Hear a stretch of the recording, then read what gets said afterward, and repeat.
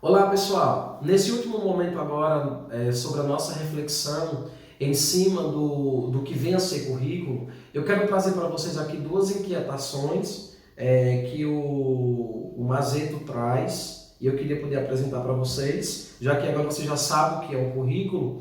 Ele traz duas preocupações. A primeira delas é que às vezes o professor de matemática, por exemplo, que é a nossa área, ou o professor de geografia, de história, fica muito focado no que venha a estar no currículo do ensino de matemática do sexto, do sétimo, do oitavo e do nono. E nessa brincadeira de estarmos sempre preocupados com o que está no currículo, o professor muitas das vezes fica muito limitado. Aqui eu vou ensinar o conteúdo do sexto, porque está no currículo do sexto ano. Aqui eu vou ensinar no sétimo, aqui eu vou ensinar no oitavo. E aí o Mazeto ele faz uma observação, que quando a gente fica muito preocupado em o que está no currículo para ser ensinado naquele respectivo ano, aparecem dois problemas que a gente não tem noção de que eles aparecem e dos resultados e das consequências que isso pode trazer. A primeira delas, a gente não pode pensar que o currículo de matemática do sexto ano é só do sexto ano.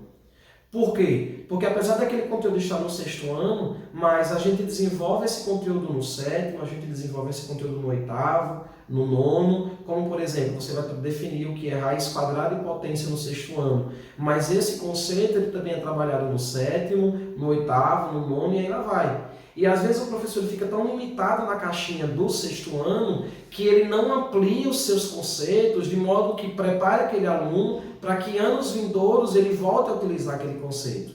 E aí o que acaba acontecendo? O aluno ele aprende aquele conceito no sexto ano, quando chega no sétimo ele não tem noção mais de nada.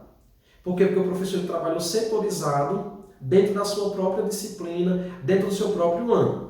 E aí agora surge uma segunda preocupação, ainda dentro da primeira preocupação do Mazeto, que às vezes a gente trabalha muito fechado na disciplina de matemática e não relaciona esse conteúdo de matemática com as outras áreas.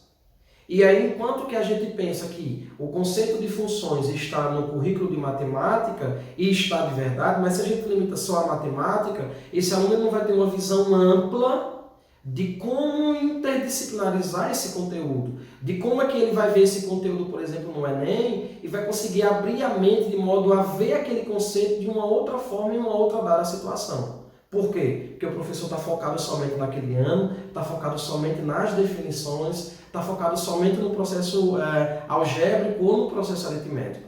E aí Mazeto comenta que é importante que o professor amplie essa ideia do que vem a ser um determinado conceito de funções, de raiz quadrada. Como? Por meio de leituras, por meio de problemas contextualizados. Para quê? Para que o aluno não veja a matemática fechada daquele respectivo ano, mas que ele veja aquela matemática de modo mais amplo.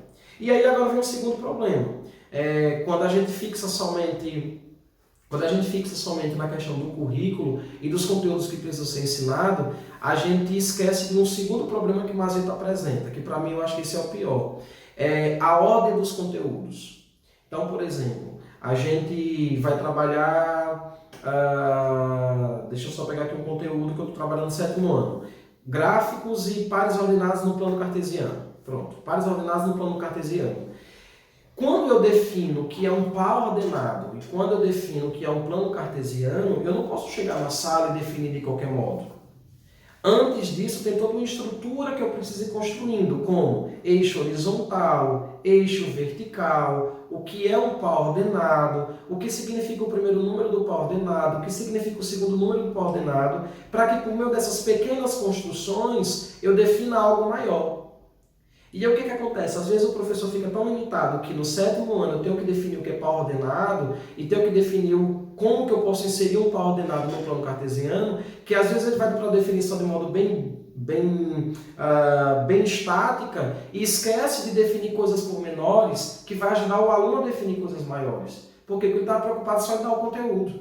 Por quê? Porque está no currículo. Então, o Mazeto ele defende que o conteúdo está no currículo, ele precisa ser trabalhado de modo, não seria lento, mas de modo que o aluno pudesse construir alicerce para que no momento que fosse definir o conceito principal, ele tivesse base para isso.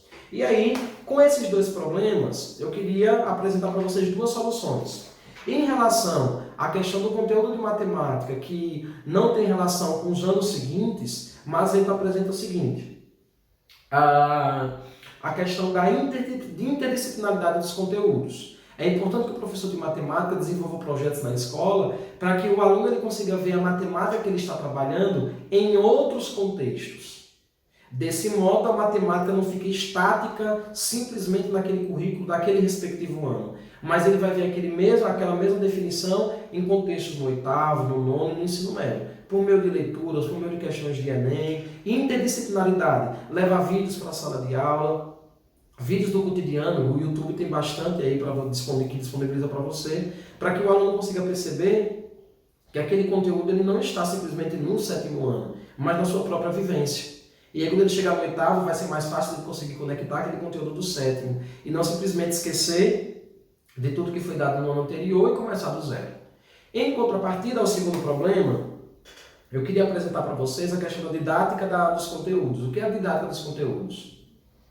A didática dos conteúdos é uma teoria dentro da educação matemática que vem te ajudar a você organizar seus conteúdos de modo a definir coisas, simples para chegar em coisas mais complexas. Então, por exemplo, antes de você definir o que é conjunto, antes de você definir união, interseção, você pode, por exemplo, começar esse conteúdo definindo quais são os elementos de um conjunto, quando é que o conjunto é vazio, quando é que o conjunto não é. Apesar de ser algo simples e ser algo óbvio para quem é professor de matemática, ao mesmo tempo é algo complexo. Porque às vezes a gente acha que o nosso aluno tem o mesmo ritmo da gente, aí a gente já chega na sala e já define as coisas de modo rápido. E o aluno não teve construção antecipada nenhuma sobre aquele conteúdo. E aí a didática dos conteúdos vem ajudando a gente nessa concepção. Uma boa dica que o professor dá para vocês para resolver esse problema é o Khan Academy.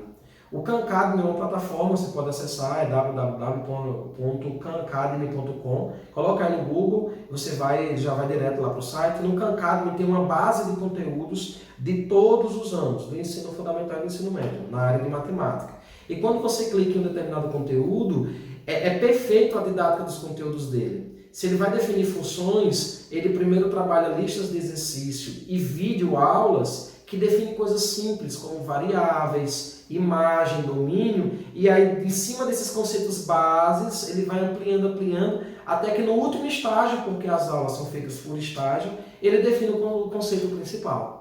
Então o Khan Academy é uma boa possibilidade para que você se organize em relação aos conteúdos que você vai trabalhar com seus alunos. Ok, pessoal? Espero que eu tenha ajudado vocês nessa concepção do que seja currículo e ampliar um pouco mais a sua visão do que seja escola, do que seja espaço educacional. Um abração e até um outro momento.